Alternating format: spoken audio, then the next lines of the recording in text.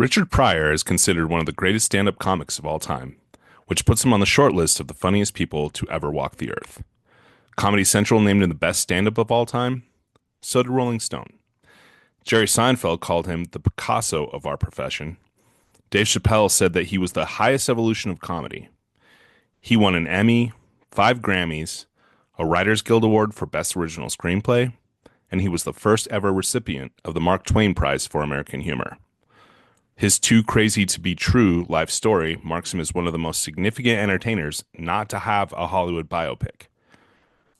And somewhere near the bottom of the canyon that marks his life's many achievements, you'll find a weird outlier in his otherwise towering career. Richard Pryor was the star of Superman 3.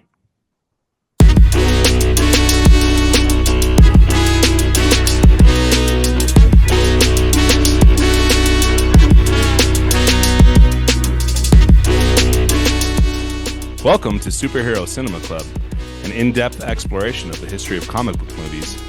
I'm your host, Mark Schiff, and with me as always is the Lorelei Ambrosia to my Ross Webster. It's Mike Carnes. Hey, thank you. I like that comparison because I do consider myself secretly smart. Not only secretly smart, you are unbelievably hot, Mike, and you're always showing off your cleavage, stopping traffic when you're going across the street. I have a lot of onesie kind of jumpsuits that have a big belt across the middle and unzip down to my belly button. The ski outfit alone is just, you're wearing it right now. You can't see this on video. You look amazing, Mike. I've never really talked about it. We'll take this off mic, actually. But yeah, I felt that this was a particularly appropriate introduction to my sexy co-host. It's good attire just to wear around the house. It's really comfy. There we go. For the people who caught all of those references, today we're going to be discussing Superman 3. You can now watch this film on Max streaming app. This podcast is definitely best enjoyed if you have a fresh memory of the film, so we encourage you to watch it this very second if you have not yet seen it or it's been a while. Welcome back to those who just watched Superman 3. We will give our final verdict at the end of the show, but if you're like us, you might have had a couple issues with the film. Mike, the first 3 episodes of this podcast have covered 3 movies that, in our opinion, ranged from classic to okay, leaning good. And now we're at Superman 3, and I don't think it's a spoiler to say it's probably not going to reach those echelons. A lot to talk about in this film, but let's start with this. Richard Pryor portrays a preternaturally gifted computer programmer named Gus Gorman. His overall story arc is slightly confusing, but I do think it's worth pondering the question, Mike. Was Gus Gorman a villain?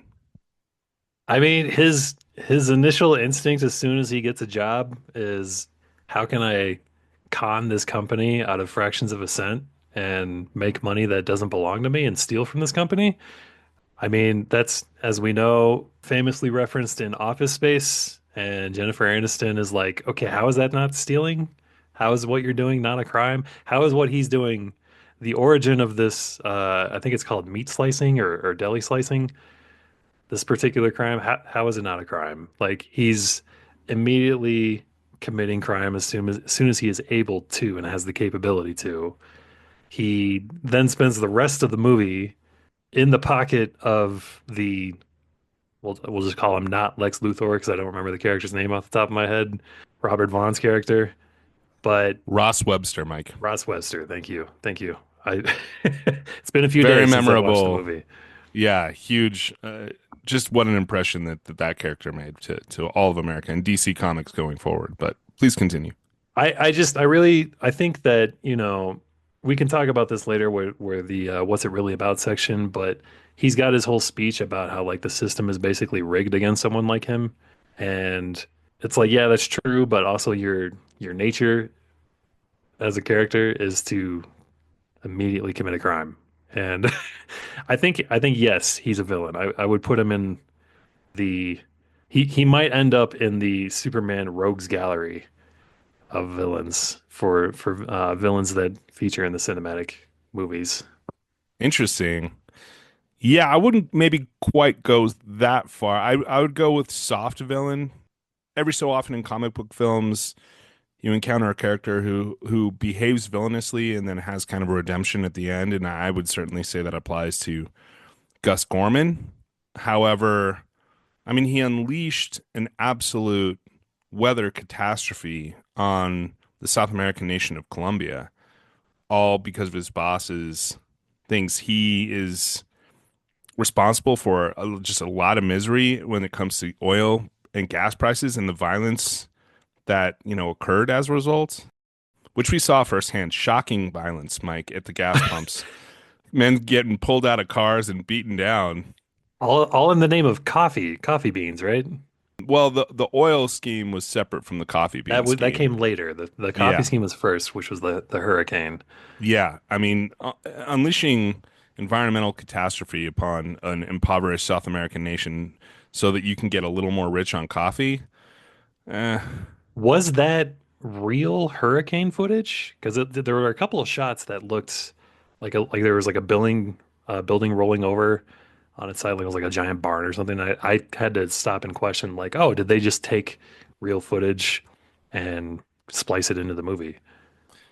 Yeah, I believe that all of the footage of Superman is was shot practically. So Christopher Reeve was actually flying in this film, and the hurricane footage was of him, actually pushing back the inverse tornado. I may be Wow, wrong. I don't know. I amazing. saw that on Wikipedia or something, but yeah, apparently they used a computer actually to enhance Christopher Reeve, like personally, so that he could do all of his own stunts, including flying in this film. So computers are Well, that powerful, Mike. if there's one thing this movie taught me is that computers can literally do anything, including hacking into a satellite that somehow can cause a hurricane I mean, how many in times Colombia. has this happened since this movie was released? I feel like it was like warning us, like, look out for the weather satellites because the in the wrong hands, and like here we are. We all know who's controlling them, or at least Marjorie Taylor Greene does. So I was about to say this is the origin story for Marjorie Taylor Greene. she saw this movie and was like, "Oh, it all makes sense now." All right. Well, we'll get into it. As always, we like to start off with what we call the Tale of the Cape. This is the section where we discuss the movie's release and success in the box office and behind the scenes. So, Superman 3 was released on June 17th, 1983 in the US.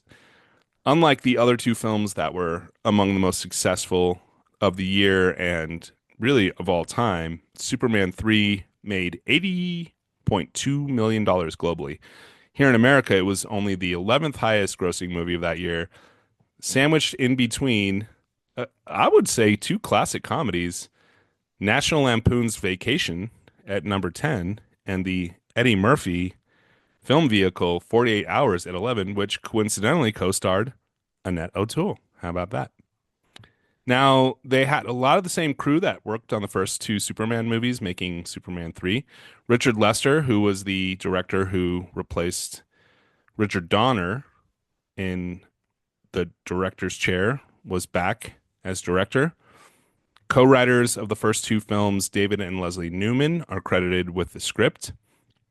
This one, Mike, I thought was interesting because, as we discussed in our first podcast, John Williams actually lost the Oscar for Best Original Score to Giorgio Moroder. Moroder. I always have a hard time saying his name. I love the dude, Giorgio Moroder, and they actually hired him to add a little of that '80s synth pop flavor that was becoming all the rage to the Superman soundtrack. So, if you listen to the soundtrack on Spotify, the second half, the B side of the record, is all songs that were produced by Giorgio Moroder and were used diegetically. I finally got to use that word on our podcast. Nicely Used done. di Yeah, thank you. Used diegetically in the film. Mike, I actually gave that record a spin today, and let me tell you, these songs are absolutely terrible. The worst offender of which is his just Moog version of the Superman theme. He doesn't change the arrangement. There's no like disco beat. It just literally sounds like the John Williams theme, except it's played on like a Casio synthesizer, and it is really bad.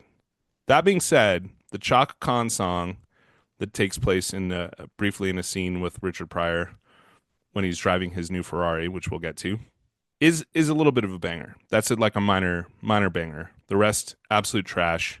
It was actually nominated for worst soundtrack at the Razzies, along with Richard Pryor himself. Who's to blame for this catastrophe, according to the Razzies? That would be producing partners Ilya Salkind and Pierre Spangler. They are back as producers. They have removed Richard Donner and his meddling goodness from the equation.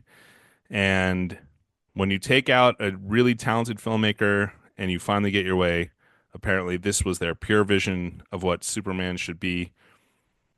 Really just a slapstick comedy in a lot of respects. Unfortunately, Mike, there really weren't a lot of great jokes in this movie. Now, I made notes because I did laugh approximately 3 times in the movie. Would you like to hear, in my opinion, the 3 good jokes? Absolutely. The first joke actually takes place during the opening credits montage, which I actually kind of enjoyed. The Rube Goldberg, one thing leads to another. I took extensive notes on what all goes down. So your namesake, Lorelei Ambrosia, walks by, which causes a guy to walk into a post, then fall over and knock over a table of mechanical stuffed penguins, which causes a roller skater to run into a hot dog cart, which tips over a line of telephone booths, which causes a dog to escape, which causes a seeing eye dog to chase it, which causes a blind man to mistakenly grab the street lane painting cart, which causes the original oogler to fall into a construction hole, and eventually Superman to have to rescue a man from a car filled with water. How long did you take mapping all that out? Well, not too long, fortunately, because the sequence is relatively short, but one of those one small thing leads to another thing, leads to another things. The setup is good. It should be good physical comedy. This is the thing about the movie. There's a bunch of setups that you would think would be good, but so this is a great example.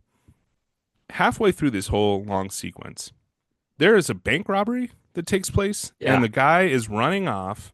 A cop is chasing him, and then literally, like, that's nothing comes of that. Like, you would think that Superman would save the guy from the drowning car, which is kind of a cool stunt because the car itself is actually filled with water and he does pull him out. But then you'd think there would be like a shot of him being like, I can hear the burglar, laughing about, oh, I got away with it. I can't believe it. And then he flies over there, and or like it comes full circle, and like the penguin, he's like, just when I get away with it, like one of the flaming penguins, like nothing. He just gets away with a robbery, and they a completely very forgot about it with all the other shenanigans going on. that's the thing. They just there's all this setup and no payoff, and I think that is a excellent metaphor for the film itself. So that being said, there is one of the 3 jokes I really enjoyed in this sequence, Mike. When because the phone booths are knocked over, Superman is forced to change in one of the little photo booths. He goes in, he changes his costume. It prints out the photos, and the first 3 show him as Clark Kent switching into the Superman outfit. He tears it off and gives it to the little kid. That was a good joke. I laughed at that. Yeah, that was pretty good. Not a bad gag at all. The second good joke in the film, you've already alluded to, is when they do a scene, like a cut to a new scene, and it's Lorelei reading the philosophy book Critique of Pure Reason by Immanuel Kant, and she says something about, I don't know, like objective reality or something. That was a good joke. Yeah, I agree. Now that I'm like reliving these moments with you, I'm even chuckling to myself, like, oh yeah, that was pretty good. So That was, yeah, good jokes. The last good joke at the end of the movie, Richard Pryor, after being accused of being a villain, says, "Hey, man," and then Lorelei says to him, "That's only his last name. He likes to be called Superman." Little bit of a groaner. I still kind of enjoyed it. I did not mind that one either. yeah, that one was very punny, I think. Also, that scene, Richard Pryor opens his shirt like he would be revealing an S, That's later, indicating. actually. Is it That's later, later? but Okay. yeah, it's at the It, very end. Maybe we'll save that for I got questions then. But Yeah, we'll save that one. All right. So, also, real quick, yeah, the car filling with water is like such an easy solve. You just roll down the window. Like, what the heck? I don't understand why this guy is in danger of drowning. the door handle broke, Mike. Oh, it How are did? you supposed to roll down your window when your door handle to the outside door is broken? There's three other window handles in the car. You can easily roll down one of those. I was like, great. He has to save this idiot from drowning in his car, but he can't stop a bank robber at the same time. Okay. Is this not just Darwin's law getting someone off the streets that has no business operating a motor vehicle? I mean, come on. He got I'm an into an angry driver. accident. I'm sorry. Yeah, I mean, come on. Fair enough. Well, that's really all we're going to talk about for that section. Let's just move right on into the categories as we like to do every week, starting with best action scene. All right, so we'll go through these one by one. Chemical plant fire is really not water rescue notwithstanding. Chemical plant fire is the first big action set piece. Mike, I'm not going to lie, I enjoyed it. I thought this was actually pretty well executed. I like that Jimmy Olsen, after kind of being sidelined to the Daily Planet office in the first two Superman films, got a little bit to do here and is, told by his boss back at the building that I need to go out and take more photos. Accidentally gets himself caught up in the middle of some stuff, thinks that Clark won't, of course, cower in terror because being the sheepish, nerdy man that Clark Kent is, he wants nothing to do with the chemical fire. Then, Superman comes in, does his thing. Now, I hear tell that some people have criticized the sequence. Why not use your ice breath on the specific parts of the fire? Why do you need to go to a whole lake, freeze that, lift the lake itself into the air, and then drop it? I had that initial thought myself. However, the lake size will disperse over the entire fire, putting it out in one fell swoop. I know there is a sense of urgency there because they're talking about chemical gas that could kill the entire eastern seaboard. However, on deep consideration here, I do think that he made the right choice in terms of his tactics. Mike, what are your thoughts? That was my question the entire time. Why doesn't he just go around and use his ice breath? We've seen him do it already in these movies. We know he can do it. I think we're reaching here for why for his tactics or things like that. I think they just wanted to do something different, I guess. I was frustrated at the scene with no end. This is not my best action scene. That was concerning to me. I really can't help but think about, again, the ecological devastation to that pond that's no longer, there's no fish. Think about how many fish died in the chemical plant put out when he could have used his ice breath. I do understand that. But again, I do think at the end of the day, if you're just trying to put it all out in one fell swoop, just freeze a whole lake, drop it from a high distance, it'll melt above the flame and put everything out. I kind of admire it personally. Yes, a slow drizzle is definitely what you want to put out an urgent chemical fire. I agree. Next up, the Thresher rescue. So he's out on a date with Lana Lang.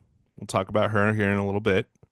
Her son, Ricky, playing with the dog out in the field as a child does. This is where I get really frustrated, Mike.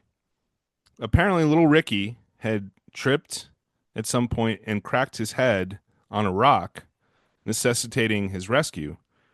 They never showed little Ricky tripping and falling and hitting his head. They're just, oh, Ricky's going off with his dog. Have a little thing. Oh no, my car's leaking oil. What am I going to do? And then suddenly he's, oh, I guess I got to go save little Ricky. Give us a shot of Ricky. All you got to do is just the kid tripping over, a little stone and then knocking his head. I ran it back multiple times to be like, did I miss the point where little Ricky gets hurt? They just don't show it. What's going on with that? Come on. Yeah, I thought he was just like taking a nap in the way of the thresher. No, I his was head. super confused as well. I mean, I'm pretty sure I saw blood. Like I think they show his head resting on a rock and with a little bit of blood. What are we doing, filmmakers? This is basic stuff. You got to set up the fact that he needs rescuing. Otherwise, he's just like, I'm wandering off, and I guess I'm going to go rescue Rick. I mean, come on, man. Yeah, you were talking about setup with no payoff. This is payoff with no setup. Oh, well said. Well said, sir. Yes, Thresher Rescue is not going to make my favorite action scene either. Next up, this is a stretch because quite honestly, there is a shocking amount of or like deficit of action in this movie. There is a lot of Richard Pryor and Gus Gorman, and there is not a whole lot of action. So I went ahead and am including this, even though it's not really an action scene. I'm calling this one the Jerk Superman montage of unhelpfulness. So Superman is given some fake kryptonite. This, as we know, doesn't, I think canonically he's referred to as evil Superman at this stretch. He's not really evil, okay? Evil is a very strong word. He just acts like a jerk. He's just a jerk. He's just a So, jerk. yeah, I'm just calling him Jerk Superman. I don't want to cast aspersions of evil on such a heroic figure, no matter how bad he is in this part. Mike, I'm going to give you a list of what Jerk Superman does. I want you to identify what you find as the most jerky behavior from Jerk Superman. He immediately starts giving Lana Lang some kind of date rape energy. He says, "It's unusual finding a good looking girl like you alone like this." Whoa, whoa, bro. What does that mean? Like alone like this? Like I understand, like if he says you're single, like where's your boyfriend? You should be with a guy. Alone like this implies there's no one here to see me do Yeah, some, you know, she's vulnerable. Yeah, and he yeah, he calls it out. yeah, really kind of upset me, frankly. Don't like that, jerk Superman. Next up, I mean, again, this is just jerkish behavior. And one of them, arguably, is not even really jerkish. He straightens out the Leaning Tower of Pisa. This is a monument that famously has been leaning for a long time, and it obviously upsets the guy that's making the souvenirs, and it ruins his whole day. And they spend so much time with this one character that's, His you whole know, livelihood is I devoted mean, to, to selling miniature models. like, again, we'll get into the themes of this film, and certainly the working class struggles is one of them. However, I mean, come on, dude. Like, you're probably famous now. I was there when I saw him do it. It was Superman. Like, you got a whole story. You can write a book about it, maybe. If that's your deal, figure else something else out. That's tower is now straight, and the world can finally be at peace, I guess. The Olympic torch thing is that's just a jerk move, you know. I actually did note 970 miles, Mike. They note that the flame has traveled to get to the final, you know, we're finally going to light the full Olympic torch. And he's just, and what really perturbed me, Mike, he yawns. Like he's like bored. I'm bored. Might as well just blow it out. Real jerkish behavior there. I mean, there's 300 people in attendance at the Summer Olympics in Topeka, Kansas at this point.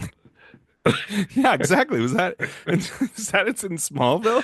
They're holding the Olympics in Smallville? Okay. All right. Yeah, seriously.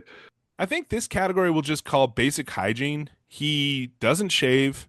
His suit gets kind of grimy, looks a little Brandon Routhish. I'm sorry, Brandon Ruth. Gets a little of that Oh, teal shots and fired. maroon. It's no shots.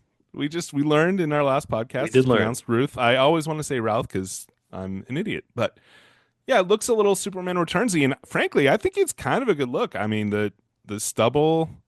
I mean, he's not a bad looking guy when he's a little more unshaven. I don't know. It took me a bit to notice that the suit was darker, but then I was like, oh, that's actually a cool little piece of attention to detail there. I like that it was like faded, and once he switches Yeah, back, the colors really popped off of him. yeah, that's true. That was like one of those subtle production design choices that I will give credit for. Next up, cause an oil spill. That's just unequivocally that it does border on evil. I mean that's a real environmental catastrophe among many in this film. On a moral level, I was upset by the fact that he appeared to have sexual intercourse with a woman before marrying her. I mean, I assume at some point in his life, Superman, and we discussed this in depth on our Superman Returns episode. But yes, Superman does make love to women. That's okay, and apparently he can't impregnate them, even though he's an alien. Nevertheless, this is just a kind of a tart, Mike. I'm gonna go ahead and call Lorelai a tart, and he just falls into prey to her, rescuing her from the Statue of Liberty. Something he says, "I don't do that anymore. I don't rescue people anymore, babe." Then causes an oil spill and makes presumably sweet love to this woman. Didn't like it. They weren't married. They had no real previous relationship. I was very upset. What did you think? I was gonna save this for later, but I can go into it now. Whether he's Clark or Superman or evil Superman, Christopher Reeve spends a lot of time in this movie just trying to get laid. He's spending a lot of time going on dates with Lana Lang, going to her house for dinner as Superman. He's saving her child multiple times, like singling out this one child that's in distress in the world. As we've discussed, Superman's entire battleground is the world, not just America. So why is he just going, helping this one small family that he knows personally, other than just he's trying to get laid? He then, to your point, has premarital relations, which at the end of I'm gonna jump ahead. At the end of the movie, you definitely would get canceled for a move like this today. She's like, "Well, what about last night? Sorry, babe. Even though he's no longer jerk Superman. Sorry, babe. That wasn't me." He doesn't apologize, actually, Mike. I clocked it on rewatch. He never says he's sorry. He says that man doesn't exist anymore. He's just, you know, uh, Let me call you an Superman. Uber. That man doesn't exist anymore. I'm gonna ship you home. You're right. That would get Superman rightfully canceled, I would say. You got to show some contrition there, dude. Like, I'm sorry. I was not in my right mind. I know that's no excuse, but I sincerely, I feel badly and I don't want you to think that I'm that man. I'm a better person than that. Please fall Nah, in love with babe. this. That ain't Nope. me. That man doesn't exist anymore. He doesn't use the B word. That's my addition. But yeah, I clocked how callous he was at that. And then lastly, Jerk Superman. He gets drunk on Johnny Walker Red. It's a very noticeable bottle. Now, I respect that, frankly. Day drinking Johnny Walker Red, I can get behind that behavior. That is not He's Jerk Superman at all. he's The got problem class. is he then starts, and this is a real problem, and people, I hate it when they do this stuff, starts flicking the peanuts at the bottle and then obviously smashing them. The thing that the cherry on top of this scene is that he sees his reflection in the mirror and is so disgusted with himself and filled with self-loathing that he turns his laser vision on to warp the mirror. It's like, I can't even stand to look at myself. What have I become? I thought that part was pretty cool. The crowd of people outside just kind of harumphing and getting upset at him was, I thought, kind of a nice touch. And of course, little Ricky's pleas, like, this isn't you, Superman. You'll be all right. It's not you, Superman. I mean, powerful stuff. That's really the only word I can use, Mike. Powerful. Again, good production design. The way that the mirror kind of warped with his laser vision, I was like, oh, that actually looks really good today, even still. I don't know. I kind of like the flicking the peanuts is like, oh, well, he's unhinged. My God, he's flicking peanuts. What won't this man do? But the seeing the distorted image of his own self, I thought was quite poetic for the time for a movie that's missed many marks at this point. It didn't miss that mark. Which of these horrendous actions is the worst from Jerk Superman? Ruining an entire Summer Olympics game for everybody would definitely affect the majority of the world, I think. But yeah, I definitely felt the sense of disgust when he's like trying to take advantage of Lana Lang all alone in her own house. So I'm gonna go with that. For me, it's the premarital sex. I can't believe Superman would. I don't want to talk about it. I'm pretty upset by all Oh of it. wow, I okay. mean, just put a ring on it first. We get it, okay? So the next action scene is the big fight we've all been waiting for. Jerk Superman versus Clark Kent in a junkyard. The ideal place for these two. I can see you're excited. Why don't you go off, Queen? Tell us about it. I thought this was legitimately the best scene in the movie. I was once they started going into this, I was like, okay, things are interesting now. We talked about it with Superman too, but I get really bored when Superman deals with like geopolitics or things that have to do with business, which is what Lex Luthor is all about. And I'm really more interested in him fighting someone on his own level, like the Kryptonians, or in this case, an evil version of himself. And to me, this is like the closest that we've got on screen to Superman fighting Bizarro that I think we've ever seen. We have yet to see a live action version of Bizarro, and so seeing like Superman good versus distorted image of Superman fighting on an even playing field was really fun to me. There was a lot of great stuff with him like being crushed in the car compactor and then busting out through the wall of that thing. It looked great. Nothing looks like super fake of him coming through like a cardboard wall or something like that. My only question is, why is there a giant vat of acid in the middle of a junkyard? That's something I don't It's a think good. is stock to junkyards across the country. But I also was like, I don't know if this is happening in his mind or if it's, you know, if the synthetic kryptonite somehow physically caused him to split from his own self, and so then he had to murder his own self, which is apparently how you become good again, is just by killing the evil version within your own heart or something. I think that's what they were going for. Well, Um, that it actually is an interesting question because initially, apparently, this they had wanted to maybe call this Superman versus Superman and kind of market it on this big set piece. They obviously didn't go that route and ended up, with the more generic title Superman 3, but that this was really the setup. And I think there's a compelling argument in so much as when Jerk Superman is finally defeated, he just disappears, right? He doesn't actually leave a body behind. And I think the generous artistic interpretation of that is that he had to learn to fully assimilate the two sides of himself to become good Superman once again. He never turned back to Clark Kent once he became Jerk Superman. He was just only Superman.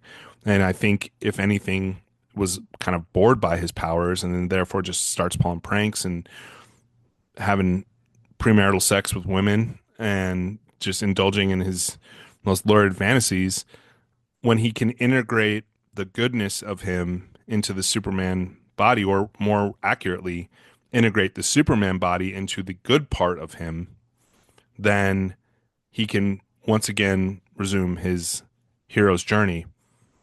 was That it, is, do you think they might have been saying like this is Superman without Clark? And so yeah, Clark had to, the two beings had to merge into one to create the Superman that we all know and love. Like Superman without Clark doesn't really exist because Superman needs the wholesomeness and the innocence of Clark Kent to retain his own wholesomeness and innocence. I think that's a beautiful read on it, Mike. I think we are being incredibly generous to put that much weight into. However, that is the nature of our podcast, and we will get even deeper as this episode rolls on. So, our final, I kind of split these almost into two action scenes. They sort of are, but they're really one big action extravaganza at the end. They give you so little action in this movie. It's just the last 30 minutes are basically nonstop. So we'll split it into two: Canyon Attack and then the Ultimate Computer Showdown. Now, Canyon Attack to me was like hilarious because they do this a few times in the movie where instead of showing what's going on as far as Superman doing something cool, they just have either a character explain what he did or they cut to a computer graphic of what they're seeing of him dodging missiles in like 1983 computer graphics. Hilarious stuff for me. Just the inability to actually stage a what should be ostensibly like a really cool. I mean, I know that it was difficult at the time, but Superman dodging missiles in a canyon is, in theory, a sick set piece. And instead, we literally just get bad graphics of Superman and like little rockets coming at him. It was so bad, it was cracking me up, frankly. Yeah, it looks like a NES game that they're just controlling. I was going to point that out earlier too. Like you were talking about the lack of action in this movie, and yeah, like we get a whole scene where Gus Gorman, Richard Pryor, just describes what Superman did instead. of actually showing us what he did. And the only thing I could think was budget. Like they just ran out of money and couldn't do it or whatever. 100%. Now, Ultimate Computer Showdown. Is this your favorite, Mike? Is that what you were alluding to, or is it Missile Attack? No, it's not. So Ultimate Computer Showdown is super weird. Has a lot of things that happen that I don't, again, what do they think that computers can do in 1983?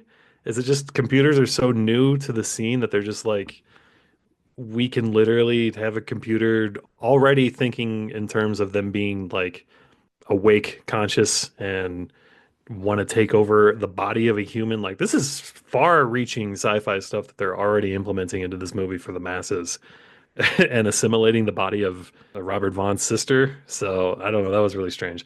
But no, I Okay, don't think this is the best scene. I think the Junkyard Showdown is the best scene. for me, the Ultimate Computer Showdown is actually the best scene in the action as far as this movie goes. It's just so ridiculous and over the top. I mean, none of it really makes a whole lot of sense, just in terms of his battle tactics or to your point, like how powerful computers can be. It's utterly absurd, and it's actually maybe to me the funniest part of the movie overall, albeit none of the laughs are necessarily super intentional in this part. I was just having a great time watching the computer just turn this woman into like a zombie computer, which he pretty easily dispatches with her, which I thought was kind of unfortunate. I would have liked to have seen those two go at it. I also would throw this out as a really awesome deep cut Comic Con cosplay opportunity for the Oh ladies yeah, out there, sure. right? I mean, it's a deep cut and no one's favorite character in the Superman films, but man, if you could pull that off, ladies, that would be just an incredible outfit to cosplay in. I don't understand in this scene, why is it that the entire mega structure of this computer can be turned off just by unscrewing one screw with by hand, no less, not even with a screwdriver, right? He just kind of unscrews it and that shuts the whole thing down. Seems like a design flaw that a thinking machine, self-aware machine would be able to avoid. That is a great point. One of many little unbelievable errors or self-inflicted errors. Nevertheless, to me, I did kind of rather enjoy the Ultimate Computer Showdown. That's my pick. You're going with Junkyard Showdown. Appreciate that. Yes, sir. Mike, it's really hard to pick a best non-action scene out of this movie. I'm not sure that we need to necessarily. There's just way too much Smallville class reunion stuff, a lot of that. However, you've already said a couple nice things. I have a couple nice things I'd like to say here. So we'll just do this real quick. I thought that some of the practical flying effects in this film were much better than the first two, especially his takeoffs and landings. There's a couple different shots where he lands from flying where it really looks like someone who has been flying landing because he's kind of like jogs into a run when he comes down. I feel like now when we watch superhero movies, they just kind of hover and then just perfectly land. Where it's like, no, you're coming down kind of quick. You would like kind of come into a run. Even at the very last shot when he drops Richard Pryor off at the coal mine, he's got him in his arms and then he kind of like lands running. Like it looks pretty cool and like realistic. I enjoyed that. I also, for a really bad and forgettable character, will give Ross Webster a lot of credit for his slick, all gray 80s looking office. I actually thought it looked like pretty awesome. The penthouse ski slope, get out of here, Ross Webster. You are the man. That was looks very short and almost like not worth the effort to have, that little of ski course as a skier. I'm like, I'd be very frustrated that the rope pull would probably take twice as long as going down the hill. But I mean, The it's ski slope was still definitely dope for sure. really sick to have a little ski slope on the top of your skyscraper. And I also really liked how he had the sort of hidden map underneath his water fountain. He had the secret bar behind his bookshelf, which was dope, and then the secret map of the world where all the oil tankers are apparently going to be underneath his water fountain. Yeah, did Just you really, notice the water fountain was like spraying the carpet as it went down though, as it turned over?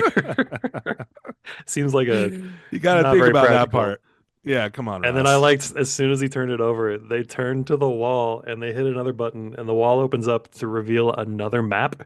I was like, oh, he's got two secret maps hidden in his condo here, apparently. Like the guy loved maps. I mean, I can't blame him. He's a rich sophisticate. So I think one other thing I will say, you sort of alluded to it, but you could make a case that this movie did kind of predict the future around computing to a certain extent. There's a couple lines. Well, the company itself is called Websco after their last name. And like just the fact that there's like a computer related company that uses web in its name in 1983 was like, oh, okay, that is a little bit of a premonition.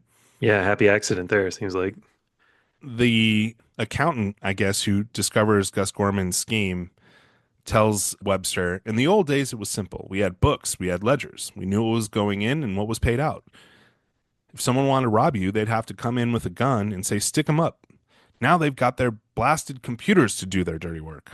Like, no lies detected there. Certainly how it goes in the 21st century. And then at one point, I believe it's Ross that says, this is a bar mic. The fella that can rule the computer can rule the world. Again, that is shockingly accurate, 40 plus years on from this film. I think that's exactly right. I think about it a lot, man. The fella Very, that can rule the computer can rule the world. very advanced stuff coming from Superman 3. Deep stuff. Whoever wrote this must have been modern day Nostradamus. David and Leslie Newman, man. Crazy. They saw it all. All right, so let's talk about the new characters introduced in this movie. Most of them are villains. Gus Gorman, we both decided is a villain negligibly. He's antagonizes Superman, even if he's not a true bad guy, let's say.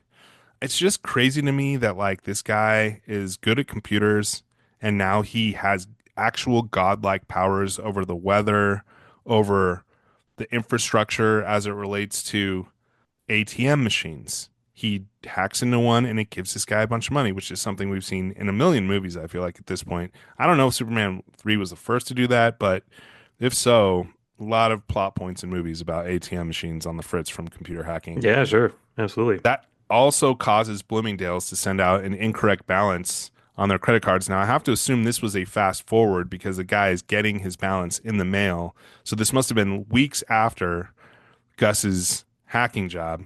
But he smashes a grapefruit into his wife's face after he sees the credit card.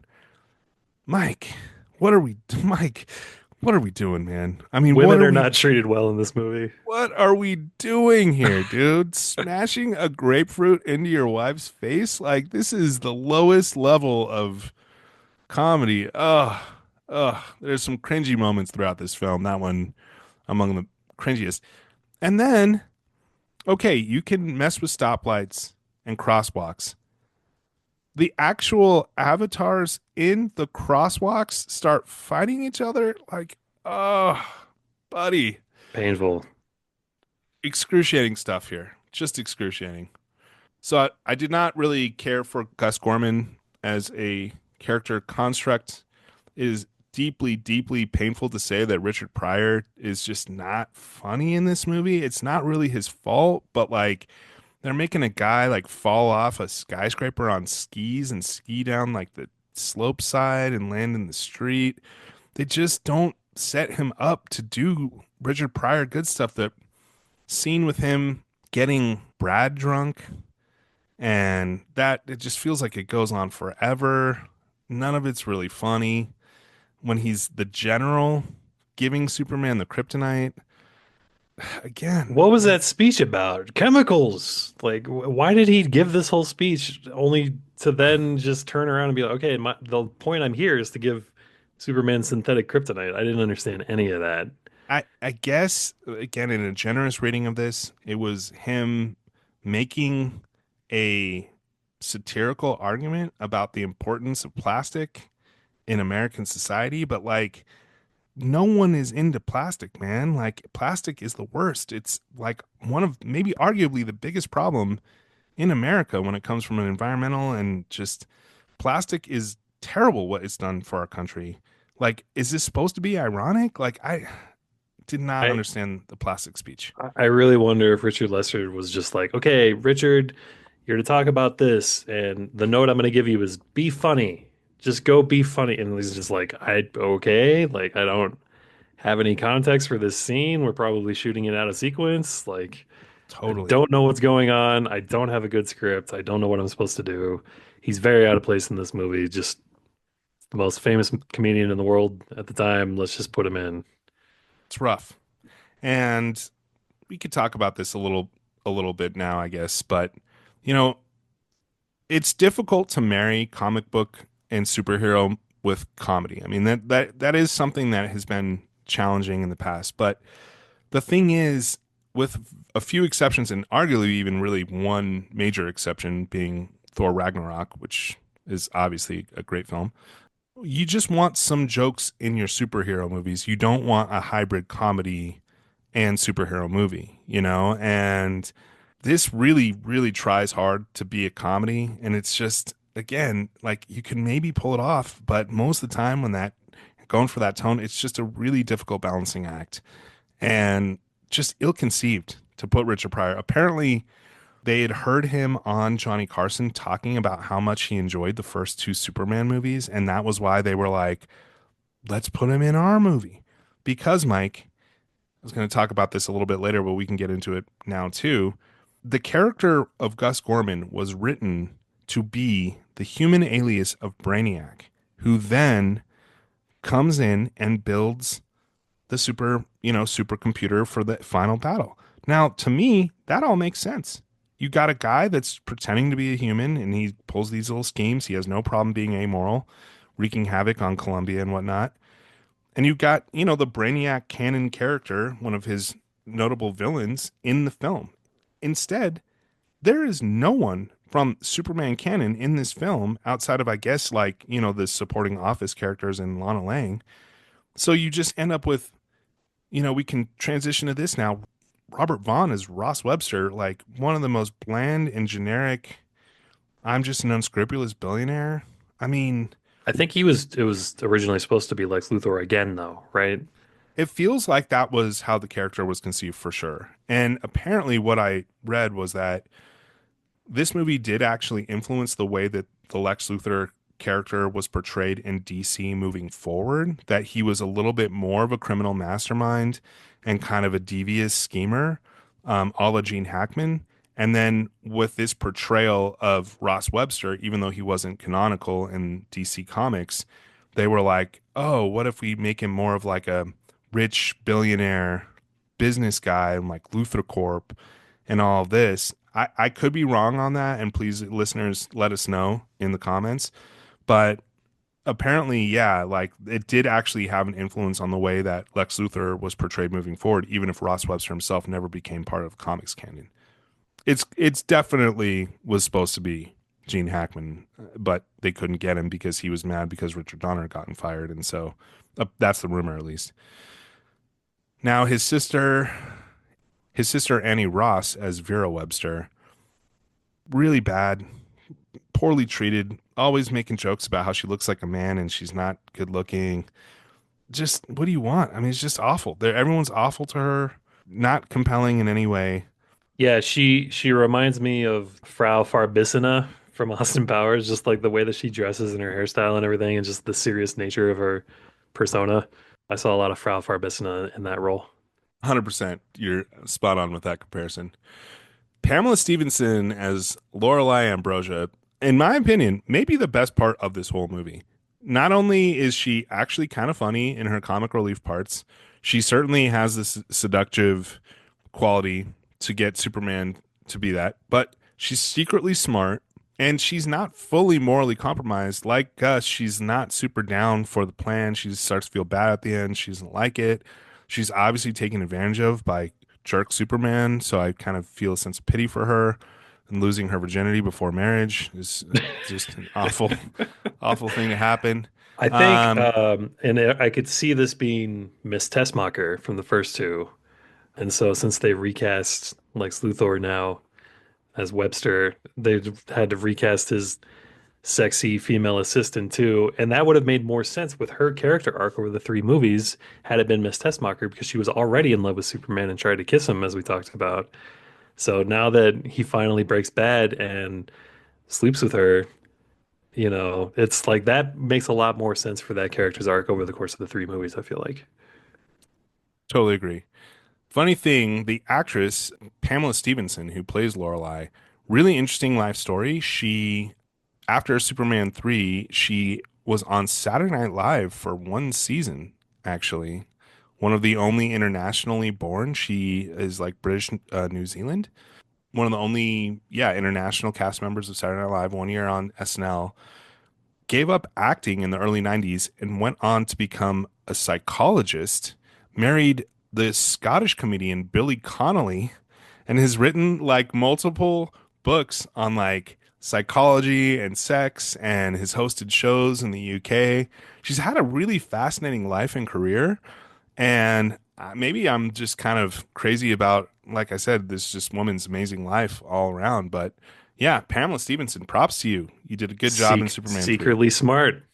Secretly smart, just like Yeah. Lorelai Ambrosia. How about that? All right, now we got to talk about Brad.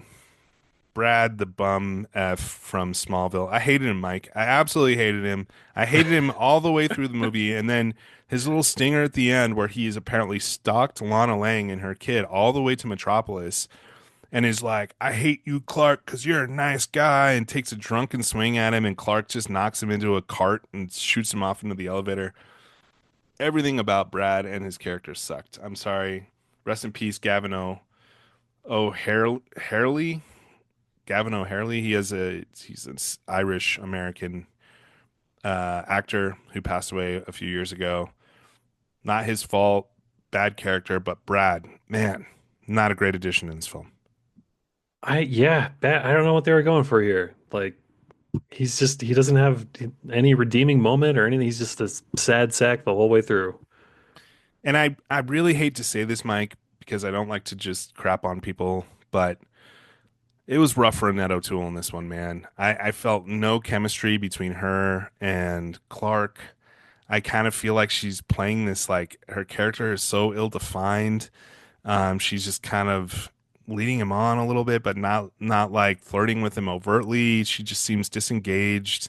Annette O'Toole is married to the great Michael McKean in real life, and so both the two of the female leads have gone on to awesome lives where they married great comedians. Also interesting about Annette O'Toole, she ends up playing Martha Kent on Smallville for 10 seasons. So it was kind of a full circle moment for her in that show. And she's actually quite good in that show as Martha. But man, I really struggle with Lana Lang. And again, I think it's just her character is just badly defined. Yeah, she's just single mom archetype, basically.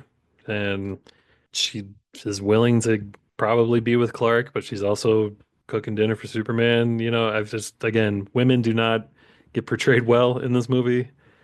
I think it's like the idea here is, and I hate this, but it's like she's the desperate single mom trying to find a new husband kind of thing.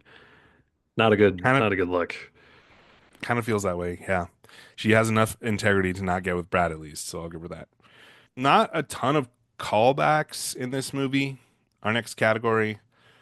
However, a couple Easter eggs. I don't know if you caught it. They're playing Rollover Beethoven at the high school reunion. That was obviously a Beatles song, or the version they're playing is the Beatles song. Richard Lester directed the Beatles movies. There you go, little Easter egg. I did want to call out specifically this movie plays Earth Angel at a high school dance 2 years prior to Back to the Future. Excellent call is there. However, some people have noted that was a 50s hit. So it's super weird that they're playing a 50s hit at the 1965 reunion. Doesn't really make a lot of sense musically, but maybe that was like Smallville was so far behind the times they were just getting hip to like early Beatles and Earth Angel in the mid 60s. Did you catch the part where they're about to go down into the canyon and they're all doing the balloon chair things and they say, "Hey, you should come with us," and he says, "No, I just don't believe a man can fly." I think I didn't, yeah, catch it at the time, but I forgot about it quickly. Clock that little Easter egg there. And then one thing I do think is kind of cool. This is our fourth Superman movie we've talked about, including Superman Returns from 2006. Each and every one of those movies ends with a shot of Superman flying into outer space. That's just kind of cool. That each Superman movie. I'm curious to see if that continues this summer. We'll see. But Yeah. yeah, something I noticed. All right, now let's discuss in this movie how well does Clark Kent hide his secret identity as Superman? And Mike, I think this is his worst job yet. A lot of criticisms around that. He obviously reveals himself to Lois in Superman 2, but how can Lana Lang not put it together 2 seconds after Superman saves her son from a thresher? First of all, why is he even hanging out in Smallville, Kansas, when he's from Metropolis and everyone knows it? Second of all, you just had this dude in front of your face, and 2 seconds later, Clark Kent comes out. Oh, look, I found the dog. He was hiding. He is basically trying to tell you right there that he is Superman. It is atrocious that no one can actually identify Clark in this movie. Really frustrating Oh, me. well, I'll talk to Superman for you. He's a real good friend of mine. Just Unbelievable. Unbelievable. groan. Are you kidding me? Really bothered me. All right, so I thought we would save our death toll count to the collateral damage section. So this is actually a relatively non-violent Superman movie, I would say, at least compared to the first two, where there's, earthquakes that take out entire states and just a completely Metropolis getting destroyed with the battle on Kryptonians. Not a ton of stuff, but I did want to float this by you. There's power outage from the Ultimate Computer. Over half the country gets plunged into darkness. I gotta think that at a minimum, we're talking dozens of deaths from, oh my God, oh, I'm in an elevator, it loses power, or I don't know. The death toll seemingly is low key, and it certainly is relative to the first two Superman movies. But what are your thoughts? How many people died? You got any guesses? I would say dozens, maybe the low side of the hundreds, just because of the hurricane. We don't know how catastrophic that ended up being, what class of hurricane it may have been caused by that pesky satellite digital beam that penetrated the clouds and created that. So I would say, high dozens, low hundreds, that somewhere in that range. Sounds right. Sounds about right. That's a good call. Can't forget about the Colombians. That's my bad. All right, Mike. Now is the part of the show where we discuss what are the deeper themes of the movie in the section we call What's It All About, really? Now, to me, Mike, it's clear that Superman 3 is making a trenchant satire of Ronald Reagan's policies in the early 80s and its effect on the working class. We see the opening scene of the film itself is Gus Gorman, who's long-term unemployment, suffering cruelly at the hands of a callously indifferent unemployment officer. Not only do the villains of this movie work in business, but they control everything in cartels, from the price of coffee to the distribution of oil to America. There's a rant about plastics given by Richard Pryor, as we discussed. And the most trenchant and telling scene to me, Mike, is a moment in a diner after a man is beaten to a pulp outside of a gas pump. The camera pans in, and a man says, "Somebody's behind this. You can't tell me there's no oil. And you can't tell me someone's not getting rich off this. Someone's always getting rich. And you know who suffers? The small guy." Mike, we may have laughed at this film. We may have been disgusted by this film at times. Certainly the premarital sex that Superman engaged in, deeply upsetting to me. But you can't tell me this isn't a really powerful condemnation of the devastating economic policies of one Ronald Reagan. Thank you. Yeah, I mean, still problems that we're dealing with today. All these, the billionaires controlling everything. What? And No, Mike, stop. What oh are you wait, talking about? Mike, come on. are we are we, Elon? I are mean, we pro? Is this we a have pro good Elon billionaires podcast? now. I won't hear this slander.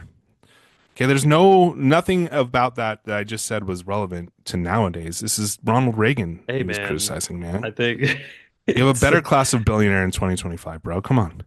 I man, I don't agree with that, unfortunately. But, maybe the freezing the lake and having it slowly melt over the chemical plant was a metaphor for trickle down economics. I mentioned it earlier, but Gus does have that speech about, he just wants to get his, and it's really hard when the system is designed to have someone like him fail. And, this is a man who, at the beginning of the film, he's frustrated over how difficult it is to be a fast food worker, and somehow he's able to naturally be gifted at coding and early BIOS screens, things like that. So I don't really know how that works, but yeah, I think you may be right there. It's a timeless message about how billionaires and politicians control everything and how it sucks. Again, in the 80s, Mike, not nowadays. I cannot emphasize this enough. None of what we are saying is relevant to anything in 2025. We have benevolent leadership in the White House and in the billionaire class. What we Thank you need is very a is much. an illegal immigrant to come from another planet and fight our billionaires for us. One who's been gifted to us from the heavens. Love it. Now it's time for our favorite section of the show. This is a section we call I've Got Questions. And boy, Mike, I would imagine we both have some questions around this movie. Why don't you kick us off with your first question? Oh my God, where do I start? Okay, I'm just looking at my notes, and the first thing that pops out at me is he can just use his super breath to blow the oil back inside the tanker by itself. Like, wouldn't it be diluted from the seawater? Wouldn't it have been ruined? This made zero sense to me. How does he do this? Mark, explain. Apparently, he can put toothpaste back in the tube too if he has the ability to put oil Exactly. back in a tanker. I mean, this is like it's almost like a metaphor. Like you can't put the oil back in the tanker from Exxon Valdez. Everyone says that all the time, and yet he did it. Doesn't make sense. My next question is that the villains are monologuing a little bit, and they're kind of twirling their mustaches as they say, "Oh, we've set a master trap for him up here at the Grand Canyon." They don't know at this point that Superman hasn't turned back from being a jerk. So why are they setting a trap for him? A, if they think that the synthetic kryptonite has worked on him permanently, unless B, they somehow know that it would have eventually worn off, and so we have to set a trap for him. Brilliant point. Hadn't even thought about that one. That is an absolutely brilliant, brilliant point. Thank you. How does Richard Pryor know? I'm going backwards in time here, in my notes, but how does Richard Pryor know that Superman is going to be in Smallville at that exact moment, receiving an award or the key to the city, for him to roll up in a Jeep dressed as a general to hand him the synthetic kryptonite? Like, was this weeks later? Had it been planned? Had it been mentioned in the news for a long time? Like, it seemed like it was just like, oh, we're going to do an impromptu key to the Yeah, city giving session, he and then he just kind of rolls up there. yeah, he was kind of hiding out in Smallville, but I guess that actually takes place after he goes back to Metropolis after the whole Smallville thing. So yeah, there's a lot of getting a lot of frequent flyer mileage getting out to Smallville from Metropolis. Great point. And then we've talked about other things like why is there a giant pool of acid in the junkyard, and why can the supercomputer be disconnected by one single screw? I don't know. A lot of there's we could go on for days, but I got a few of my own here. The first one that really bothers me. So Gus pulls off this brilliant scheme, frankly, and they're even like, we're never going to catch this guy, unless he's a total idiot. He buys a cherry red Ferrari, blasts all the music, and not only that, it gets a conspicuous brand new car. He doesn't park it in a parking spot. He just leaves it in the middle of the parking lot, like where they're going to have to tow it anyway.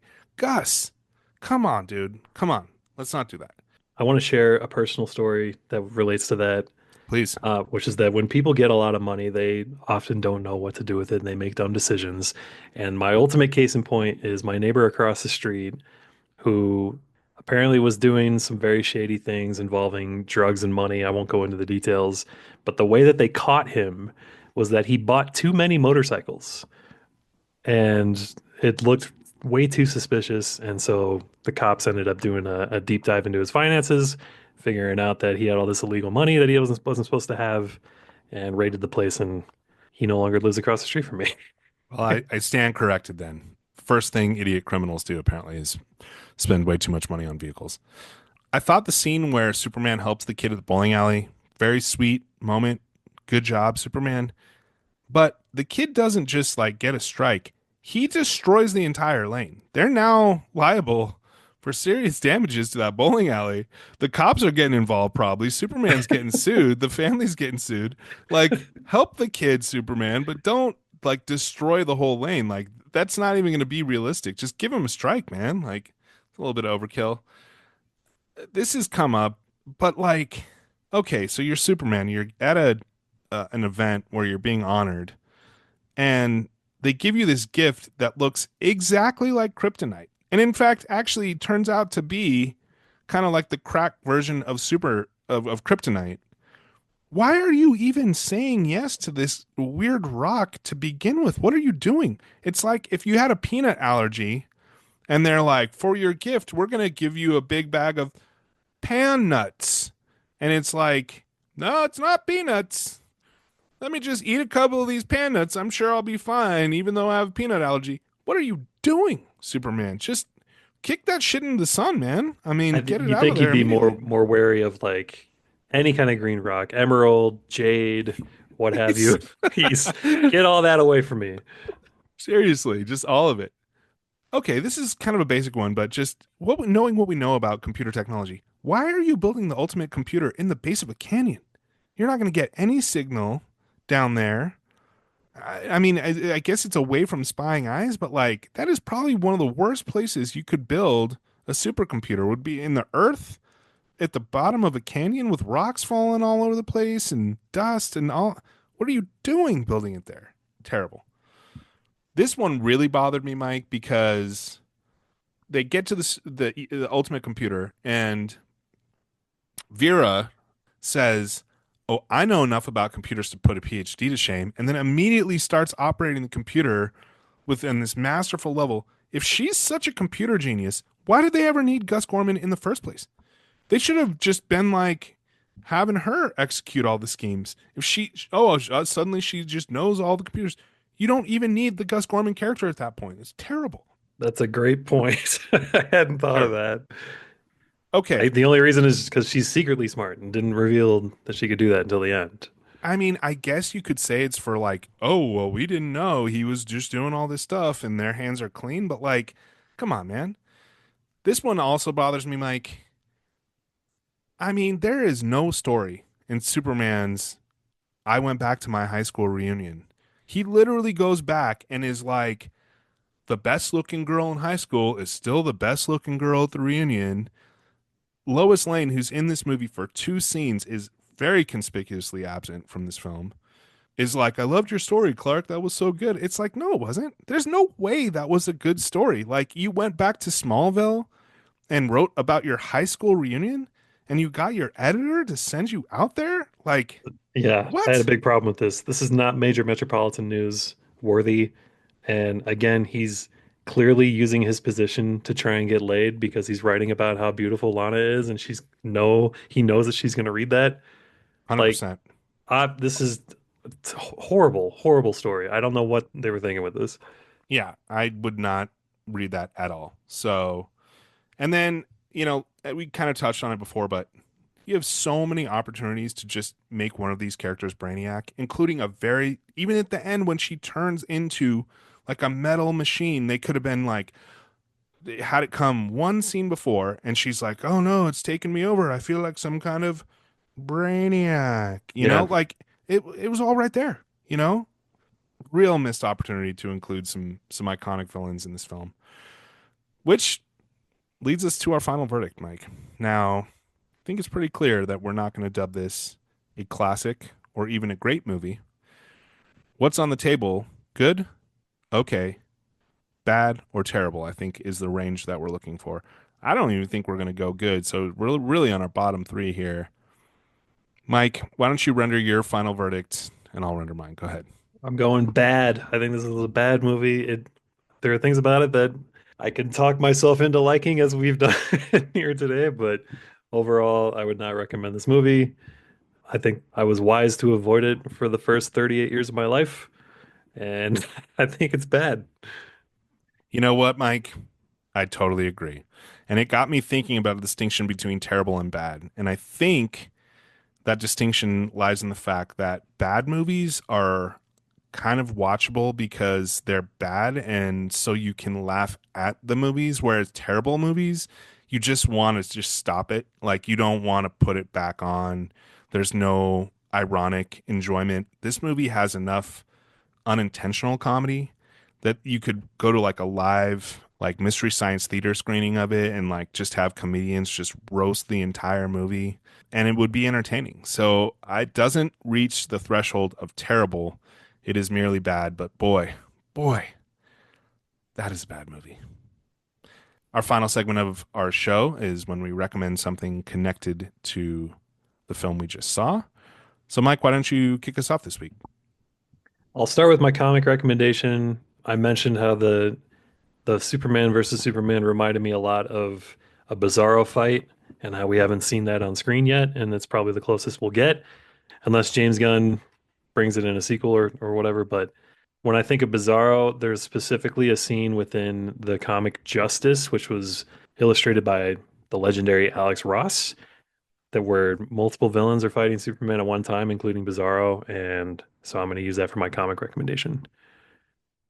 And then for movie recommendation, I have two. The first is that if you're a youngster out there listening to this podcast and you need some kind of understanding as to why Richard Pryor was cast in this movie, I would go with Richard Pryor Live in Concert, which came out, I think, 2 years before, if I'm not mistaken. It's definitely a hard R of a watch, but it will help you understand why he was so famous at the time, because he was really the only comedian at the time who had something like that out to the masses, and it really put him on the map, and it's good context for why he's in this movie. The other movie I wanted to just give a brief shout out to, and this is because it's all I can think about whenever I see Robert Vaughn, is Trey Parker and Matt Stone's movie Basketball, and him just constantly hitting on Jenny McCarthy the entire time is just so funny to me, and his creepy voice, and it's all I can think of when he was on screen in this movie. Nice. Basketball reference. You gotta love that. That's awesome. I got a couple film recommendations, one of which we've already alluded to a little bit, and that's Office Space. As you mentioned, they call out Superman 3 as the scheme in this movie. And it's funny because I do think the Office Space is a little bit dated just based on the time that it came out and how different office culture is now compared to how it was then. Maybe it's, maybe not. I don't know. Completely disagree. I think it's Okay. exactly the same. It's actually been a little while. Maybe it's more the restaurant stuff that's dated than it is the office stuff. But in any event, one of my favorite comedies. Absolutely love that film. Mike Judge is, I think, a comedic genius, and this was his first feature length film before Idiocracy, which is now, I think, considered a cult classic. Yeah, just a really great film. Came out, I think it was before I was going into the office, but heavily influenced a lot of us in our lives and the way that we approach our jobs if we work in an office, which I may or may not. So, the other one I want to shout out, and this is a little bit of a deeper cut for Richard Pryor fans, because I just learned that he co wrote the 1974 comedy classic Blazing Saddles. That's the film that he won the Writers Guild Award for Best Screenplay for. He was supposed to be in the main role, but there's a lot of rumors as to why that didn't happen. Some people think it was Mel Brooks being jealous of Richard Pryor's success and not wanting to take away from his own comedic genius.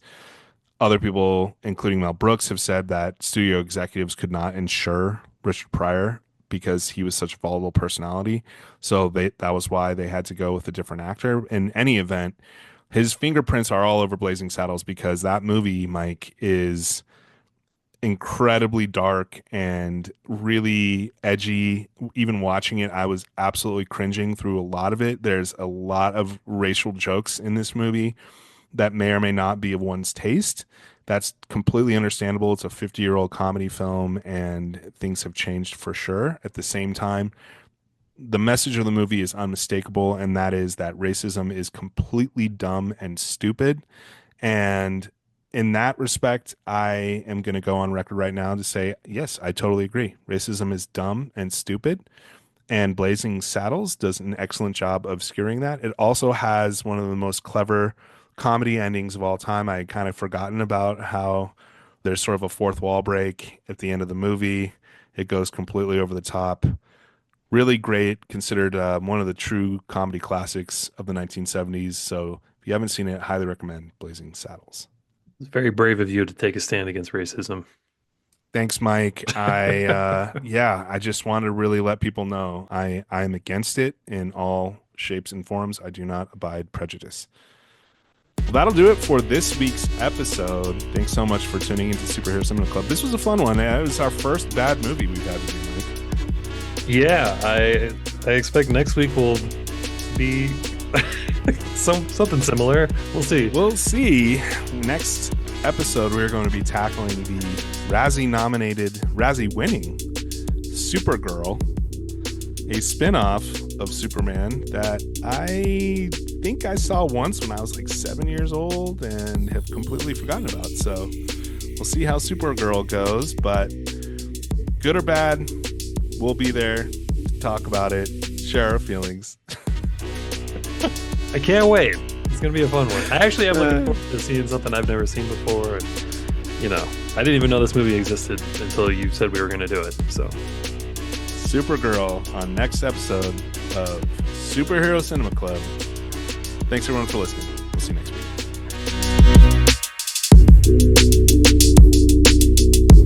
Superhero Cinema Club is hosted by Mark Schiff and me, Mike Carnes.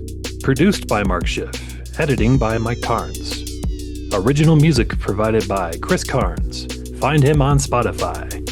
Be sure to follow us on social media. You can find us at Superhero Cinema Club, and don't forget to like and subscribe and leave a review. Join us next time as we dive into another epic adventure from the world of superhero cinema.